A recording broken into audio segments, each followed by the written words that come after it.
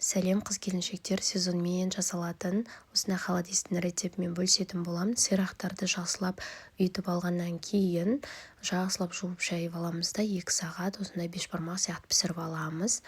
Одан кейін сорпаны бөлек сүзіп тазалап алып, ыдыс бөлек басқа ыдысқа құямын және суытуға қойдым сирақтарымды. Сирақтарымызды етінен, сүйегінен ажыратып аламыз және алып тастайтын артық дүниесін аламыз. Чесногын осындай 4-5 бастын қолдандым мен зубчигін.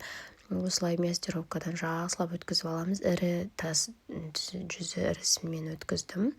Жаңа қайнап тұрған сорпама осылай салып алып, дәміне қарай тұз, бұрышын қостым және лавр жапырағынан 1-2 штук салдым. Бір 20 минут, жарты сағатта өстіп қоюласып, қайнап шығады, араластырып тұрып қайнатыңыздар. Өте дәмді болады. Қазір соғым кезінде, таңғы асқа жегенге өте керемет. Жасап көріңіздер. Дайын болғанды жақсылап ыдыстарға құйып қатырып аламыз. Мен осыны духовканың ыдысына құйдым.